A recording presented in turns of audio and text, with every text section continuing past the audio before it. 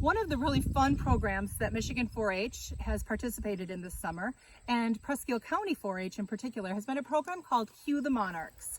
So this program has been a lot about the biology of this incredible creature and why we love this pollinator so much. So throughout the summer, we've learned about it, and now we're learning about the migration that this magnificent creature is about to embark on. So from here, or as far north as Winnipeg, Canada, these butterflies will travel all the way to central Mexico, where they will spend most of the rest of that winter in trees. So then they will return next year to the same places that their ancestors left only months before. So tagging butterflies happens to be one of my very favorite things to do at the end of summer. And today I would like to show you how to do it yourself. And if you would like to participate in some citizen science, you too can tag some butterflies. And then if that tag were to be recovered in Mexico or anywhere else along the migration route, you would get a certificate from monarchwatch.org where the tags are coming from. And they would let you know exactly where your butterfly was recovered and a little bit more about it. So I want to show you how to tag, and if you would like to stop by the Presque County 4-H office, you can borrow a net like this. It's important to have a very deep net so that you don't injure the butterfly. And we'll talk a little bit about how to capture the butterfly. I already have one here in the net today, and we're going to decide and look at it and see if it's a male or a female. And on this data sheet, we're going to look at details such as the tag number, which the tag number we're going to use is ACAT 680. We're going to put in the month, the day, the year, whether it's a male or a female, and whether it's wild or reared at home. We're going to put in the city and the state and the zip code.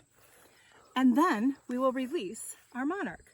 So I'm going to go ahead and fill this out because one of the very important things to do is filling it out completely so that if your monarch is recovered, we can decide exactly who it belonged to and who recovered it. So I'm going to go ahead and peel the tag off. This tag is a pressure sensitive tag. It's a very light piece of paper, weatherproof.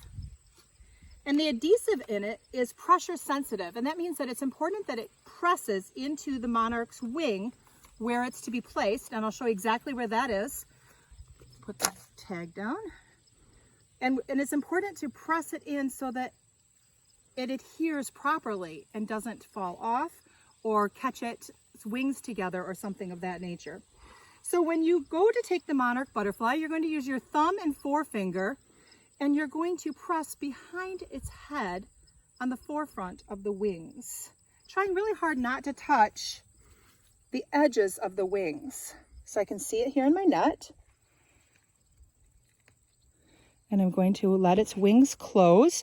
Actually, before it even closes, we'll go ahead and take a better look at it throughout when it's not in the net. Being really patient because its legs adhere to surfaces that it touches, including my fingers as soon as it gets out. But if you're patient and just slowly move, it'll release and you can hold the monarch. So this is a newly hatched monarch because I've been watching it on a popple tree nearby my home. And so its abdomen is not real large right now.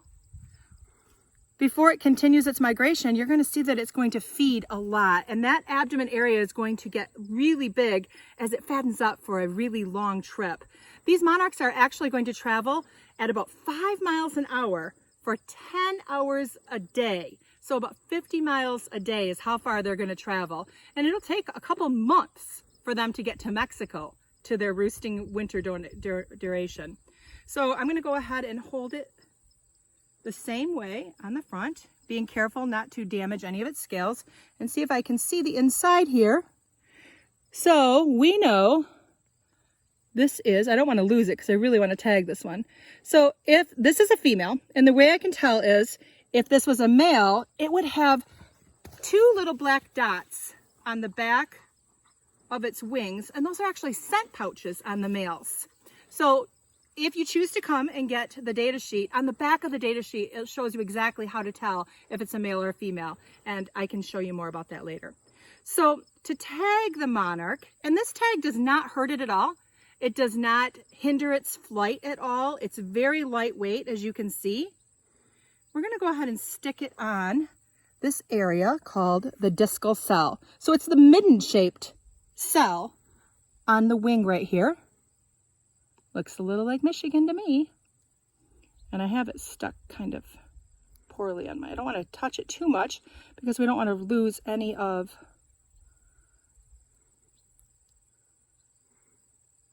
and then you're going to press with your thumb and forefinger. I'm going to switch hands. It's a marker on that hand. And you can see how it's adhering well right there on that discal cell. And this monarch is very ready to go and start readying itself for its flight. So to release a monarch butterfly, rather than just dropping it, if you give it a little bounce, he'll fly away. And so hopefully our camera can capture this as he takes off on his flight.